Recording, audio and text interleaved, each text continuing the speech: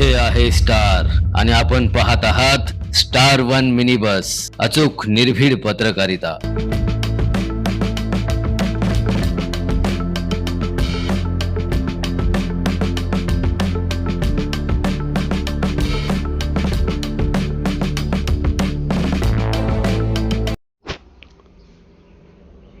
राजकारण समाजकारण करत असताना सर्वसामान्य नागरिकांना आपला लोकप्रतिनिधी हा सर्वसामान्य जनतेत सहज मिसळणारा, सहज उपलब्ध असणारा असावा। आपल्या मतदारसंघातील प्रश्न अभ्यासू पद्धतीने मांडून मतदारसंघाचा कायापालट विकास करणारा असावा। विकासाचे ध्येय धोरण त्याच्याकडे असावे, अशी मतदारसंघातील नागरिकांची प्राथमिक मागणी असते। अशीच इच्छा भोसे जिल्हा परिषद मतदारसंघातील नागरिकांची होती आणि याच कारणामुळे भोसे जिल्हा परिषद मतदारसंघात आशिष जाधव प्रचंड मताधिक्याने जिल्हा परिषदेला निवडून आले।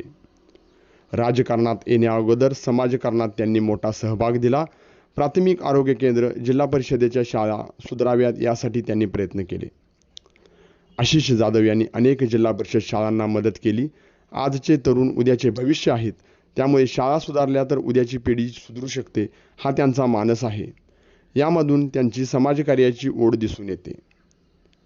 सुरेश बावखाडे यांच्या नेतृत्वाखाली त्यांनी भोसे जिल्हा परिषद मतदारसंघात पहिल्यांदा कमळ फुलवले।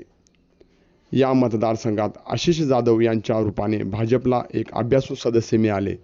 त्यामुळे पक्षातील वरिष्ठ नेत्यांनी जाधव यांच्यावर जिल्हा परिषदेच्या गटनेतेपदाची जबाबदारी दिली।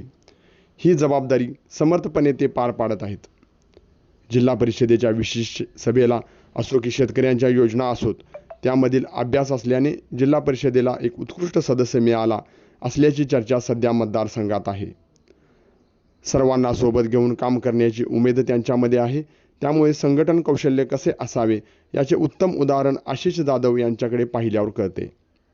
मतदारसंघातील अनेक गावांमध्ये तगडा जनसंपर्क, सर्वांना सोबत घेऊन काम करण्याची, विकास करण्याची दिशा असल्याने हे नेतृत्व मतदारसंघाचा नक्कीच कायापालट करेल, यात शंकाच नाही। आज त्यांचा वाढदिवस। भोसे जिल्हा परिषद मतदारसंघातील सर्व नागरिकांच्याकडून त्यांना वाढदिवसाच्या हार्दिक शुभेच्छा। स्टार वन मिनी बस, अचूक निर्भीड पत्रकारिता।